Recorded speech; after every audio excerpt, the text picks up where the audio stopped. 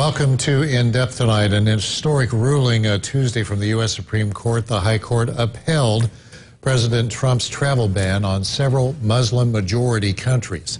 Chief Justice John Roberts said the latest ban fits within the president's broad national security powers regarding immigration admissions to the United States. The ruling is being heavily protested and criticized. I'm joined tonight by Walid Hassanado. He is a student at the University of Evansville who was born in Syria. Syria is among the 7 countries affected by this latest version of the travel ban. And Walid, thank you for joining us tonight for this candid discussion. Your first reaction when you heard that this ruling came down? Well, Brad, when I heard about the ruling, I couldn't help but think that there's an insane amount of irony this administration is displaying. On one hand, they had the courage and the boldness to attack the atrocious Syrian regime for their criminal chemical attacks on the Syrian people. President Trump spoke about how this crossed many red lines. And in some sense, he's showing compassion with the Syrian people. He's saying, I will not tolerate the pictures or the videos of Syrian children being murdered. And as we look at some of the video of those attacks and what happened there, are you wanting to go back? But if you do go back to just visit family and friends, can you come back to the United States? Leaving the country at this point is absolutely not an option for myself. First of all, I mean, I've been on your show before, and I've spoken against the president of my country, which is a persecutable offense. And second of all, the travel ban won't let me back into the country. So on my behalf, I wouldn't be going anywhere anytime soon. But this travel ban affects most strongly the people in Syria. Again, President Trump showed compassion to these people. There was an opportunity to help them even further, bring them to a safe haven where it's much better option for them in the United States. And in one situation, he's saying, I will not tolerate seeing them suffering.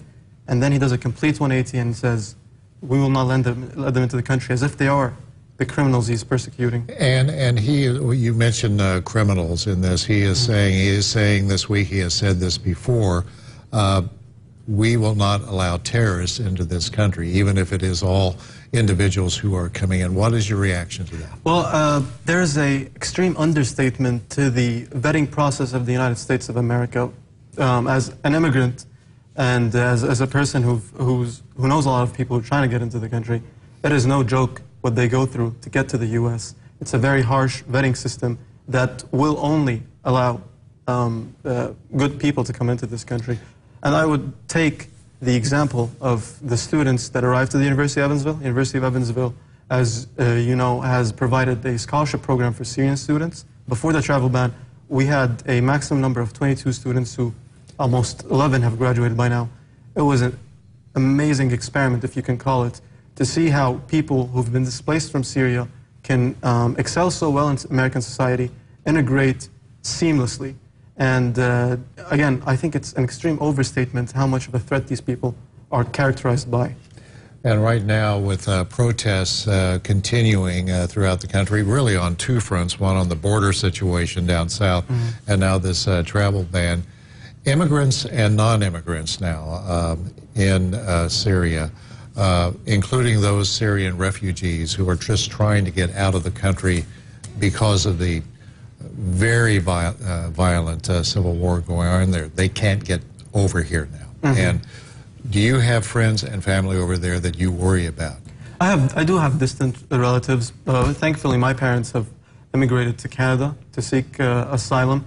I will say this travel ban, for the people watching tonight, if they would like to know who it is affecting, it's little children, you know, in corners of Syria who have to face the fear and threat of, you know, eradication by bombings, by chemical attacks, by just by snipers. This is what this is targeting. Nothing else, nothing more. Not terrorists, people like you and I who have, you know, dreams of living a safe life at maximum.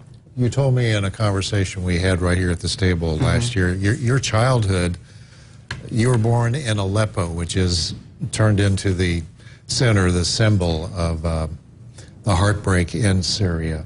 And you told me, as I recall, you had a good childhood. You were surrounded by loving people. You are now here, and you had a perception of America when you first arrived here. How would you describe it then, and how would you describe it now? So, to be quite frank with you, the U.S. does not have a good reputation beyond this border. And I came in 2014, and the first 2 years, what was mind-blowing about it is how, especially in the Midwest, how welcoming and warm people are. And that took a lot of time for me to get used to. But in my head, I started saying that the U.S. is this big experiment of diversity and integration, and how people can really work well together if we put our differences aside. And it's funny, I had this conversation with a lot of relatives trying to tell them, how nice Americans are and how, good, and how welcoming they are, and how they'll shake your hand and they'll bring you into their homes, and they'll be with you at every step if you're a foreigner. And then the 2016 election comes around, and that's just something I couldn't explain myself. Well, we talked about these words last night when you were here. Give me your tired, your poor, your huddled masses yearning to breathe free. That's from a sonnet by Emma Lazarus, and it's often associated with the Statue of Liberty. Have you been to the Statue of Liberty? I have, actually. I have been in... What went through your heart and mind when you saw that? I feel like the two places I really enjoyed visiting in the U.S. was the Statue of Liberty and also Washington, D.C. In my head, I've come from a country where government systems just do not work. It's a strong man, it's an autocrat, a dictator, sitting on top, persecuting his people. And my idea of the U.S. is a government system that works for the people. People who would like to help people. And to see that, the monuments itself that just symbolized it, the freedom, the people talk about the First Amendment. And now to hear about this, it's very odd. What about the people of Evansville, the people that you have been living with and associating with during the past 4 years? Have you seen any change in the way they feel, especially with the climate today in our society? It's hard to describe. I've always had a very good relationship with people here in this city, even if they have extreme political thoughts, which we all have extreme political thoughts in a sense. But the attitude towards myself and my friends in this city, I don't think it has changed. Again, the Midwest is a great place to be. All righty. And you're not the only one in this situation.